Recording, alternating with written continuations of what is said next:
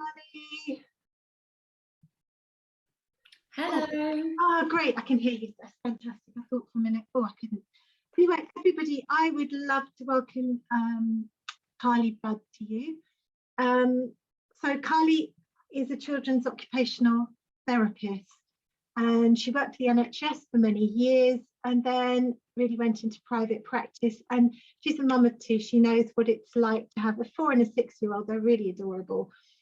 And she has an absolute passion for children's well-being, and that's why she created something called Developmental Play, to really promote and understand play and support families, because of the difference that it makes when you integrate it in a really sensible, fun way, so it's not some kind of burden. Oh, I've got to spend quality time with my children. I mean, I can't imagine anything more of a burden than looking upon it that way. So I think Carly is going to tell you a lot more about this, but also I think this talk is absolutely perfect for people who love working with young families, maybe want to work with young families more, but maybe aren't sure at the kind of extra offering that they can build in. Yeah, so I'm going to hand over to Carly. Thank you so much, Rosemary. Thank you. Pleasure, Carly. Pleasure. Thank you. Hello, everybody. As Rosemary says, I'm Carly, and I am an occupational therapist, and I specialised quite early on in paediatrics, working, as Rosemary said, in the NHS. I had my own children, and then I went into my own independent practice. And then in the last year or so, I have been working as the founder of my Developmental Play Academy. And for me, this was really a way to target and work with families in the mainstream. So a lot of the families that I was meeting as an OT were families with children who would have perhaps developmental delays, concerns around their development, perhaps disability or some other kind of condition that would be impacting the way that they could play and interact with their environments.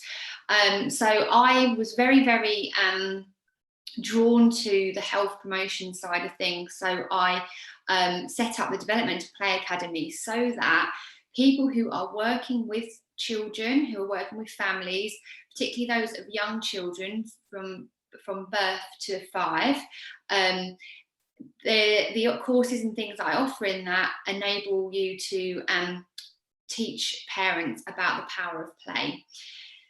So as an occupational therapist, I would look at a child, and play is their main occupation. Play is how a child from birth is able to explore their world, navigate their bodies, learn about themselves, learn about their environment, and learn to become separate,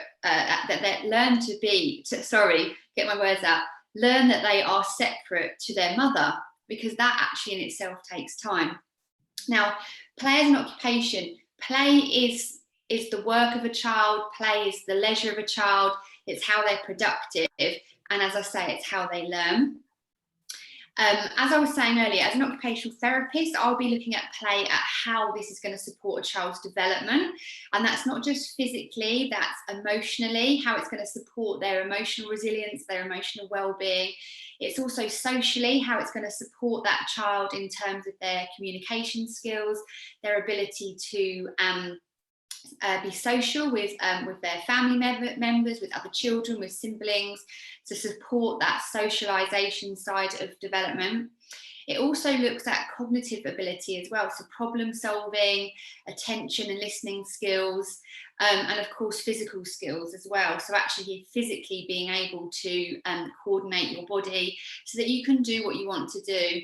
And when babies are born, they obviously are born with very little mobility, and it takes time for those babies to develop the skills that are required for more complex play. But a big thing that I really like to talk about when it comes to developmental play, so that's what I call play, is developmental play, when it's really targeting those areas that emotional, that social, that physical and that cognitive development, then we are really calling that developmental play.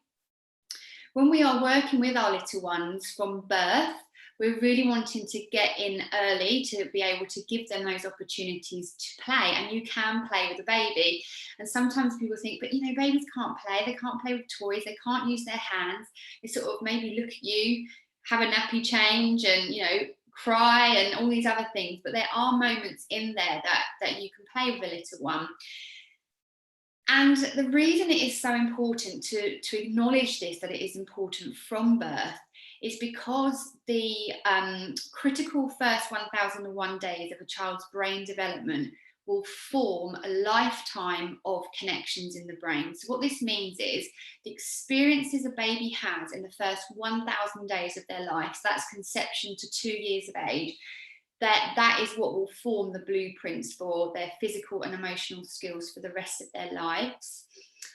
So it's huge. And actually just recently, on the 25th of March, I believe it was, the government set out some guidelines and some goals based on their the best start of life, I think it's called, the first 1001 critical days paper, because the government are now recognising how crucial these very early years are.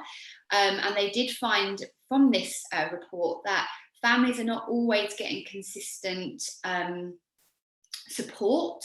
There's support out there, but it's perhaps not always consistent. It's not always easily accessible. It's perhaps not always what they need. And it's perhaps not always changing and being flexible as their child's growing and developing. So there is now a big push to really support families right from the get-go, from pregnancy through to birth and beyond. And there's these goals being set now for the best start of life. And I believe they're going to be setting up Start for Life hubs and things like that. These are things that we've seen before in the past. I know when I first qualified as an OT, it was Sure Start centres and things like that. And sadly, things like that, because of funding, haven't always continued. So I think it's being really good that this paper's highlighted that need for communities to have access to these resources to support their families, because ultimately what a child experiences is what a family are able to offer them. What I talk about a lot is how family or a parent is a baby's environment. So what they are able to offer in terms of nurturing, care and connection, that's going to be huge when it comes to that child's actual physical brain development. So a baby's brain, it has rapid growth in the first few years of life. At birth, their brains are around 20% developed, but by age 1, a child's brain has doubled in size. And astonishingly, by age 3, it's reached about 90% of an adult-sized brain. So when you think about how much growth is going on in the brain, the reason that growth is happening is actually the connection of brain matter, brain tissues, axons and dendrites, without going too much into the complex neurological components of the brain. What it's doing is those connections are taking up space, and it's enabling that brain to grow and flourish. Babies are born genetically predisposed and genetically wired to receive social experiences, to seek out a face, particularly eyes and mouth, above anything else.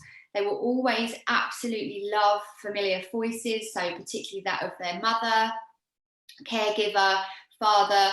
The voices that they would have heard when they were in utero are going to be the most familiar to them.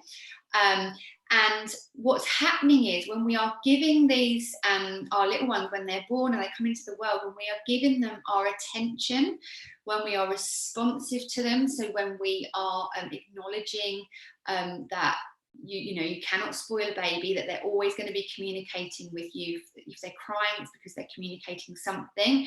It might take us a little while to work it out, but actually we know now you cannot spoil a baby, you cannot hold a baby too much.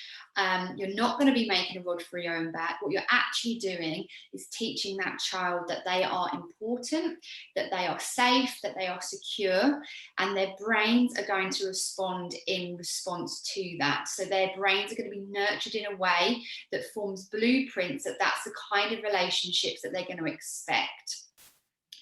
Physically, when we give our babies opportunities to move, so obviously for a very, very small baby, we're going to be having a lot of cuddles, hopefully, a lot of skin to skin, which can continue.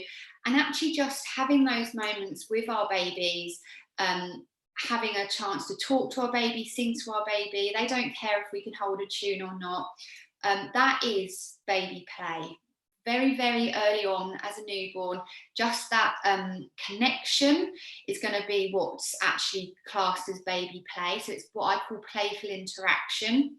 So that kind of singing, and we a lot of us do it automatically. We talk in this sing-song voice, and it can be quite hard with a very young baby, because for parents, you know, they can be very tired. It could be their first child, their second child, and it can still be very overwhelming. They might not have the support that they need. And that's why it's so important for these parents to know, you know, to ask help when they need it, if they can. And also to empower parents to know that they don't have to have all singing, all dancing toys. And this is something I get asked about a lot as being a paediatric occupational therapist or a children's occupational therapist, whichever term you prefer to use, is, you know, what toys can I get for my baby? Now, babies do like, you know, exploring different things, but the reason that they love things like faces and singing and a little bit of silliness is because, like I said earlier, they are ready and ripened to experience communication, interaction. Our babies are learning how to be humans, and they learn that through us. So when we are, as I say, responsive to them, when we are playful with them, they learn that the world is a fun place. If we are unable, or, you know, we don't respond to our babies and they are left to their own devices, you know, they don't experience that touch, they don't experience connection, then unfortunately it really does have a really detrimental effect. You know, in extreme cases, and I always hate talking about this, but in extreme cases, which has been seen in orphanages, particularly there was the Romanian orphanages, their brains actually just great big black holes in their brains, and babies actually died through lack of connection, lack of touch. All their basic needs were met, so they had their nappies changed and they were fed, but they didn't get any of the other stuff, and they died. And that is absolutely awful, horrendous. But if anything, if we can learn from that actually, you know, babies need that. This is human, basic human need, is to be seen, it's to be heard, it's to be touched, and it's to feel nurtured. So I'm really passionate about this. I am actually also a baby massage and baby yoga lecturer, as well as an occupational therapist. So you know, the importance of touch is incredible. And when I'm talking about play as well, I think sometimes we forget that as well as massage and baby yoga, we can actually be playful with our babies. Like I say, from a very early age, we can have our babies from birth on us, on our chests, on our laps. We can sing, we can talk to our babies, and that is actually, as I say, that is play.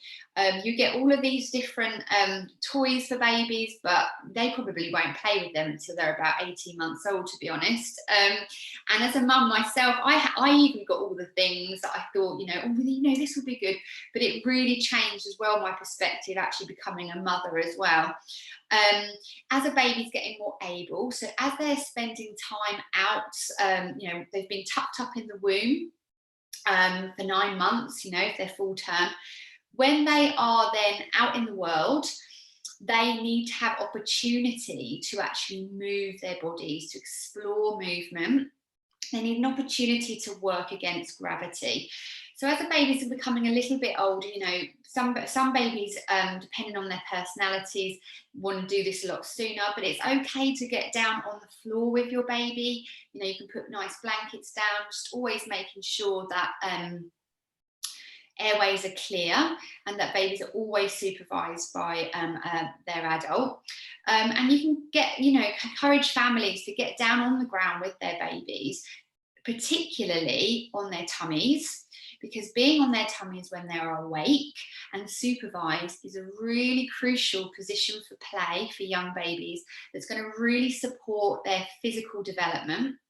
So it's going to support the development of their spine, it's going to support the development of the muscles in their neck and in their backs, as well as a whole host of different benefits, sensory processing, all sorts of things. But it's also a really perfect opportunity for playful interaction.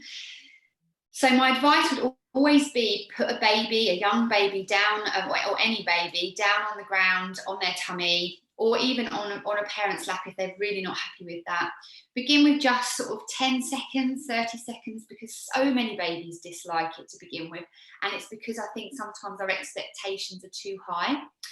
Always ensure that that baby's in the right frame of mind for it. So they're not hungry, they're not really tired, they're in that quiet, alert state, which is that state where they're open-eyed, they're giving you eye contact, they're cooing, they've got relaxed limbs. That's the state that we're looking for a baby to be in a playful space. So tummy time is an amazing opportunity for that playful interaction and using a parent's face, getting eye contact. You can bring in at this point, you know, maybe other things to look at. Board books are great, scarves, different coloured things. Of course, babies, what they see, they much prefer high contrast. So that's going to be much better that stage when they're very young. But certainly they're always going to prefer a face over any toy. And then as they're getting older, we can start to challenge our babies a little bit more. So as well as tummy time from birth, we can also, you know, being on their backs, absolutely fine, as long as it's not to the detriment of them playing in other positions. You do get babies who do get flattenings on their head where they've spent a lot of time on their backs. And of course, we have the back to sleep advice, which is absolutely necessary to make sure our babies are safe when they're asleep. But that has meant that we've seen a real increase in flattenings or plagioccephaly, or which causes these flattenings of the skull. Baby skulls, if you imagine, I was talking earlier about the brain, it is developing at a rate of knots, as well as the birthing process that requires the brain, the skull to be able to compress. The skull also has to grow quite rapidly. So it's very malleable, the skull. And for that reason, if they spend a lot of time and getting a lot of pressure on one side or on the back, sometimes you get them on a side or directly at the back. That's why, because that pressure can start to mold the back of the head. It can be sorted out, but it really must be caught early. Early intervention is key with that. So tummy time is one of the key things that we can do. It's not just cosmetic. It is also actually to enable babies' brains to grow in the way that they should. So I talk a lot about tummy time in my Developmental Play Academy. I have actually got a tummy time practitioner's course. We also look at different positions for play as well. So tummy time, I've said, on their backs, great. Laying on their sides, fantastic. So getting that variety of movement. So that's baby play. And you can, as I say, bring in toys that are safe for little ones, but the interaction that they get with a parent is going to be fundamental. Of course, that puts a lot of pressure on parents. Sometimes I think, oh my goodness, I just want a cup of tea and to sit down. I've been up all night and now they're awake and I feel like I've got to play with them. But just, you know, holding their babies, responding to their babies, talking about their day, it's all going to build up and support that growth of that brain and get those networks, those pathways growing in the brain that's going to help that baby create a roadmap of what the world is like and how to navigate and to work out their place within it. As a baby's getting that a bit older, they're sort of sitting, they may be pulling up. Of course, it's giving that baby the opportunity to move and to move safely. We can start bringing in much more sort of play objects then for sort of the sitting babies. Treasure baskets are lovely. Of course, they do need supervision from an adult, because these toys are often, they're actually what I call non-toy toys. So they're things that you just usually find around the house or out in nature. And they're novel to a child because, you know, they're not just shiny plastic things, which is often what you'll find in the baby aisle at a toy store, is plastic things or soft toys, which absolutely have their place. But babies do really like real life things. But of course, we just have to be really mindful of their safety when they're using these, and not anything too small, that, because of course babies mouth everything. So it's getting the balance between enabling that child to, you know, sit and play. And I think treasure baskets are really great from about 6 months, when a baby's typically sitting, not necessarily, but that's around that age, and really encouraging a baby to start using their finger skills. They're going to be using their postural control for sitting. They're going to be exploring different textures. All these lovely experiences of play are going to really be supporting the development of that child. Of course, if they've got their parent there or caregiver, or, you know, a sibling as well can be involved in this, then they're going to be getting that communication, that social side, seeing what other people do. Babies and children do really observe a lot of what's going on around them before they seem to really be paying attention. There's a lot more going on than we give them credit for.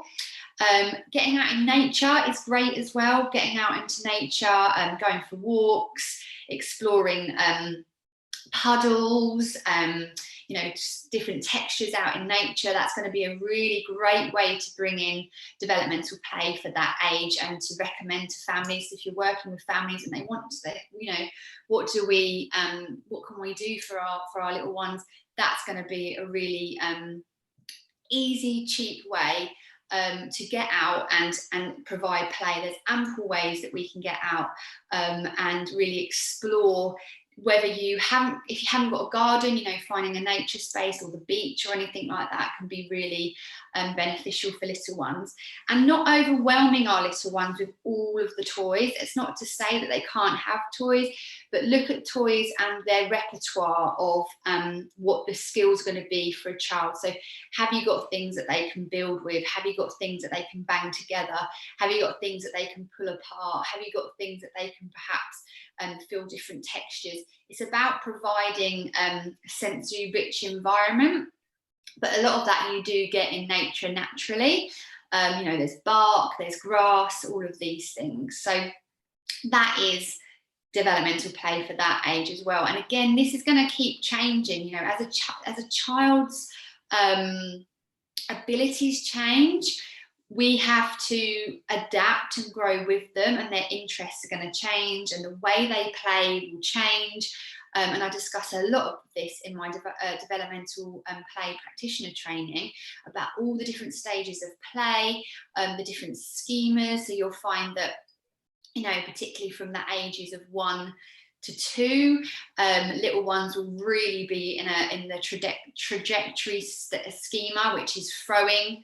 They will throw anything they get, and it can kind of appear naughty. You know, some parents will be like, they're so naughty. You know, I give them their dinner and they throw it, and I give them this and they throw it. And actually, that's actually part of their learning, and about how they're exploring their environment, exploring how they interact with their environment. They're mapping out how things work. Everything to a child is new. So when they enter this stage, this schema, that's what we see. And there's lots of other schemas as well, where you see young children sort of following these processes of how they explore their environments. So when you're working with families, you can you know, encourage families to kind of look at what is their child doing, what seems to be their interest, what do they like doing? Is it that they like putting things into holes, or, you know, dropping things down or throwing things? Can you make that into a game? and really supporting families to make it more playful rather than it be like a behavioural problem, because it can get really, you know, parents can get really upset about these things when they think that their child's not behaving. And of course it is hard if you've got this toy and they throw it and it hits somebody. Absolutely. We do need to remind that child about being safe and making sure that we're playing with the toys that mummy, daddy, caregiver have given them. But that's really tricky with a young child. So I think when parents understand that more, they can become much more sort of understanding. The real importance of this age is given, as with babies, actually, is that experience of movement. You can't learn to move your body if you're not able to move. So if you're not given the opportunities to move, if you spend a lot of time in front of the television or in front of iPads, which 100% have their place. I'm realistic. I'm a mum of 2, as Rosemary said, and my children watch the telly. They have their little tablets that they have their games and things on, but it's being mindful about that and ensuring that that doesn't become their main sort of way of playing, because it is not going to provide in any way the same experience as you would get in real life. It's great for just a quick 10 minutes here when you need to do something, or they're in the car and they need to be entertained. But as a full-time occupation, no. What we really want to be doing is giving these children an opportunity to move their bodies, to be able to coordinate their bodies. Because as I say, it's through movement and exploration of how our bodies interact with our environment that we're able to learn. And everything we learn supports this brain development. As I talked about in these first 1001 critical days, it's going to really support that. And it doesn't just stop. Brain growth doesn't just stop at those first 1001 days. We know that they are the critical days, that they are the most vital, but it does continue, growing all the way up and developing all the way up into our 20s, actually, which is incredible. We've got this ability for our brains to just continue adapting and growing. But what we want to remember is that in those early stages, we want to be giving them the most amount of experiences as possible that are real life, and going to be giving them opportunities to not, as I say, just map out their bodies, because you actually learn about the fact you have a body by moving. It's something called proprioception, little receptors in your joints and your muscles that feed back to your brain about your body position, about your how you're grading your movement, how much pressure you're using, judging the force and things like that. And then you've got the vestibular side as well, which is in your inner ear, and that's helping you locate orientate your head position. So it helps you to know about your whether you're upright, whether you're laying down. It helps to support your balance system. So those two work together really, really closely, as well as all the other senses. But those two in particular, when we're moving, that's going to be helping the brain to get this feedback about our bodies in space. And it's through movement, it's through exploring that we become skilled. And we're not expecting our little ones to be really, really skilled. This is a lifetime of, learning and things like that we have ahead of us.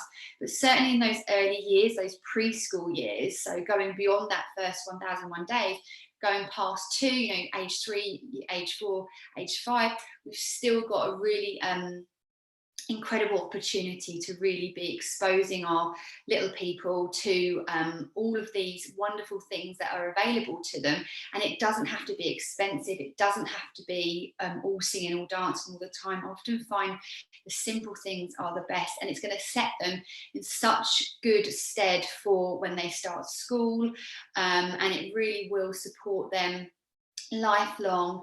And the more we do this, the more that we give these little ones these opportunities, the more we are actually supporting the generations of the future, and we're actually supporting the society of the future. So you imagine these babies and these children who are now experiencing, as babies now, love, responsiveness, connection, play. You know, think how well nurtured their brains are going to be, the experiences they've had.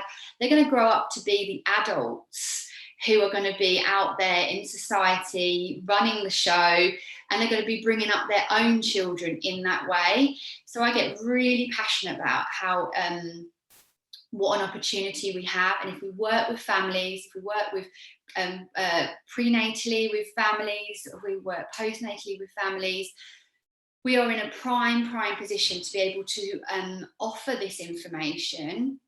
It's not to say that we have to have all the answers, but just to point parents in the right direction, and to say this, you know, with love and kindness, and being realistic as well, that, you know, parents, we can't do it all. We are trying to spin a lot of plates, but I think when parents realise that it doesn't have to be structured, set out all the time, then I think they feel a lot less pressured and much more empowered. And then that way we can really bring in what I call the power of play the love way. So I don't know if anybody has got any questions or any comments they'd like to add. If you aren't watching this live, you can actually find me on Facebook and Instagram. I'm Carly Budd, Developmental Play Academy on Facebook, and I'm Carly Budd _OT on Instagram. So if you're not watching live but you'd like to ask any questions or see what I'm about, you can find me over there. That's wonderful. Thank you, Carly. Thank you so much. Yeah, I mean, maybe if you can just pop your contacts on the Facebook comment page. So again, if people are watching it down the line, then they can know when to find you. And it's so valuable what you're talking about, as you know, I've sort of been in this arena in the past. And I love when you said babies are learning how to be human. I love that. Yeah, and it's what kind of humans we're teaching them. Yeah, exactly.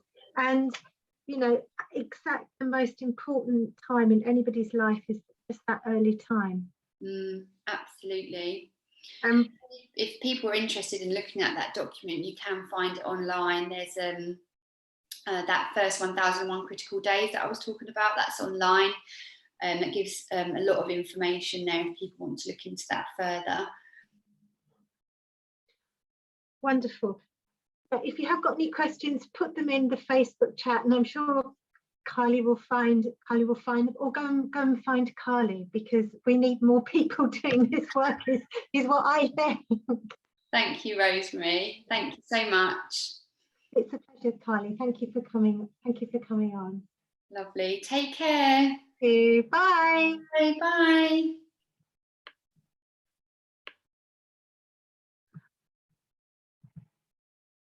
Okay, so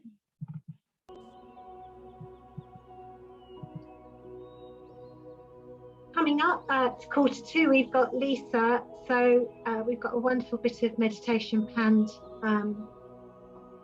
with Lisa. So look forward again to seeing you back at 2:45.